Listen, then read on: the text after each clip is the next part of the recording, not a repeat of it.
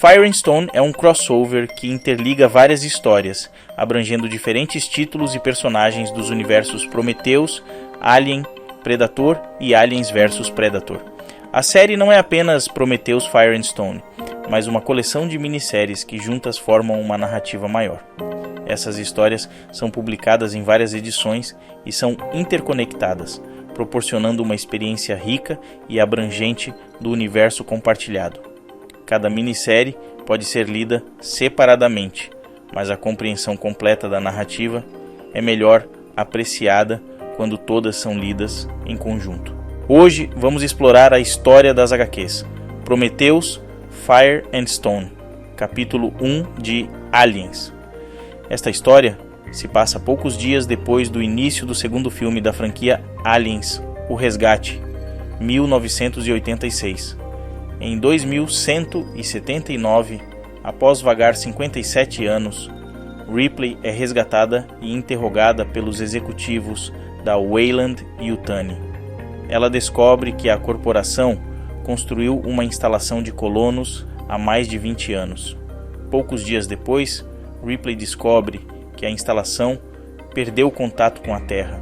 A história é contada como a leitura de um diário escrito por Derek Russell, um engenheiro da colônia Hadley's Hope. O capítulo 1 começa no dia 3 de julho de 2179, às 9h15 da noite, na colônia Hadley's Hope, uma colônia terraformadora no planeta LV-426, também conhecido como Acheron.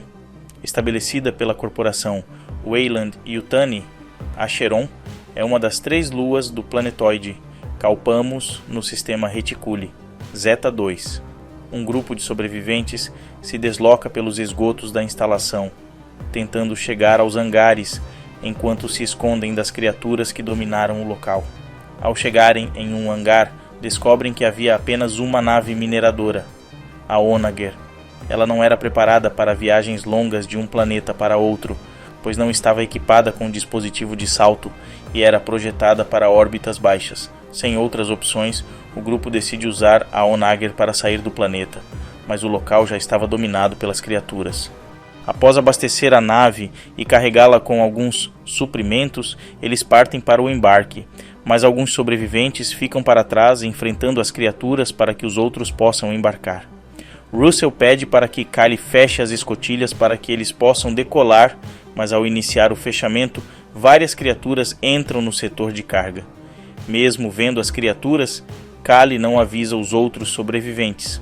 Com pouco combustível e estrutura fragilizada, a Onager chega em LV-223. Após um pouso forçado, o grupo sai da nave e Russell fica confuso, pois os registros da Weyland-Yutani indicavam que LV-223 era apenas uma rocha sem vida e sem atmosfera respirável, mas o ar estava respirável. Enquanto os outros sobreviventes se recuperavam e tratavam os feridos, Genevieve Dione cuidava de Kali, que havia desmaiado ao bater a cabeça na aterrissagem. Russell pede para ela pegar um kit de primeiros socorros no setor de carga. Ao acordar, Kali vê os sobreviventes abrindo o setor de carga e, antes que possa impedi-los, vários xenomorfos saem, matando vários sobreviventes. Dos 28 que chegaram em LV-223, apenas 22 conseguiram escapar. Russell pede para que todos fujam para as colinas e procurem um terreno alto. Após algum tempo correndo pela floresta, Genevieve pede para que Russell pare para que os sobreviventes descansem.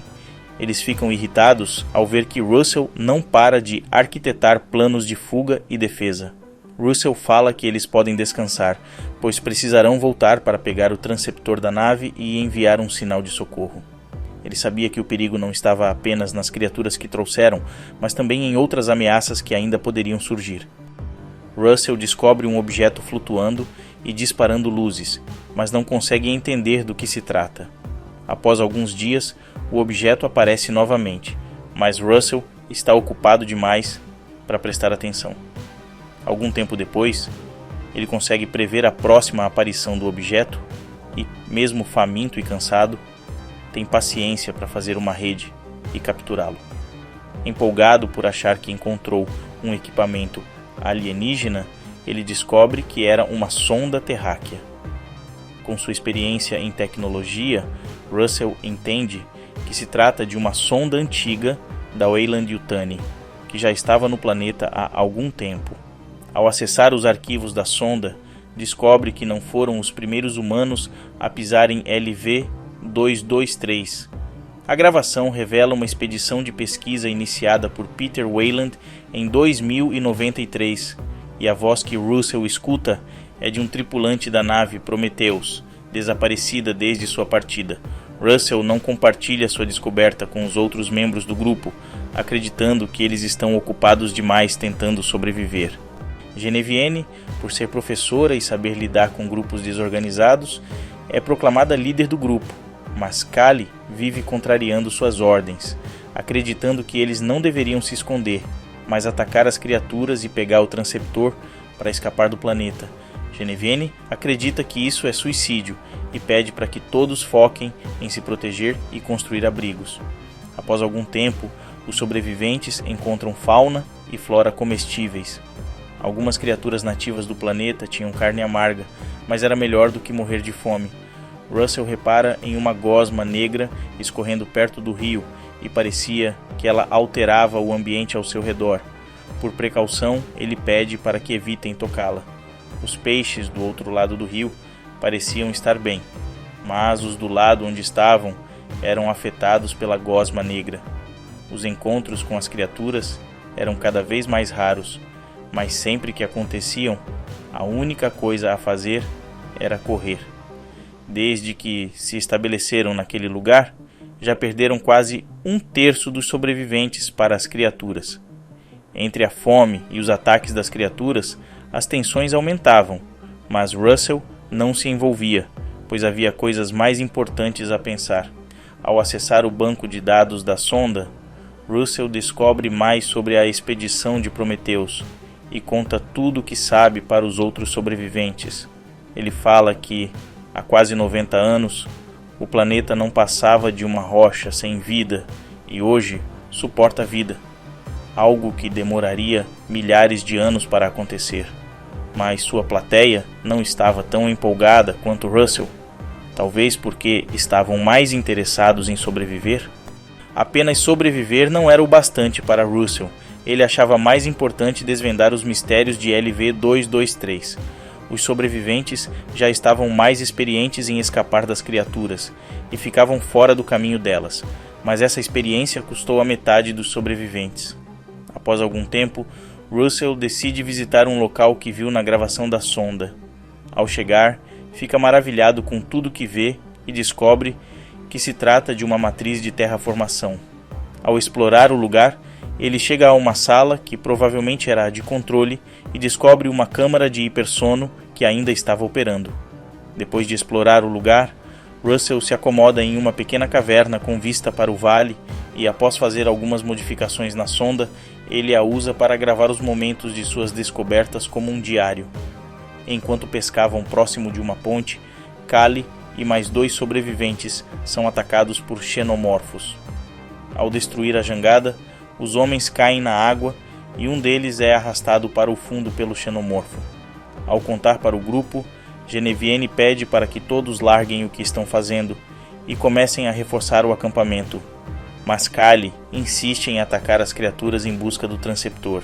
Vendo que a discussão não iria levar a nada, Russell se afasta indignado por eles não saberem quantas maravilhas estavam bem na frente deles. Capítulo 3, 30 de outubro de 2179 em LV-223. O grupo é atacado por uma criatura e entende que era a mesma que afundou no lago com um dos sobreviventes. Ao matá-la, Kali fala que tudo o que estavam passando era culpa dele. Genevieve pergunta como isso poderia ser sua culpa, e ele responde que, se ele tivesse fechado as escotilhas a tempo, as criaturas não teriam entrado na nave. Indignada, Genevieve o agride. Ao ver que a criatura destruiu as defesas que Genevieve havia construído, Kali decide unir o grupo para ir até a nave e enfrentar as criaturas para enviar um pedido de ajuda. Russell fica em sua caverna, tentando responder algumas perguntas, mas acaba encontrando apenas mais perguntas. Uma delas é porque a montanha ao lado da construção alienígena continua crescendo. Ele sabe que provavelmente não terá a resposta. Ao se aproximar da nave, o grupo que foi com Kali fica confuso por não encontrar resistência, mas quando abrem o setor de carga, descobrem uma criatura maior do que as outras e vários ovos ao redor dela. Várias criaturas saem de trás dela e atacam os sobreviventes. Algum tempo depois, Genevieve ouve alguém falando algo e sai para ver, sendo atacada por Kali, que estava transformado. Todos os sobreviventes são mortos, restando apenas Russell, que estava em sua caverna, e por não ter dito a ninguém sua localização, provavelmente não seria encontrado por Kali ou outros sobreviventes infectados.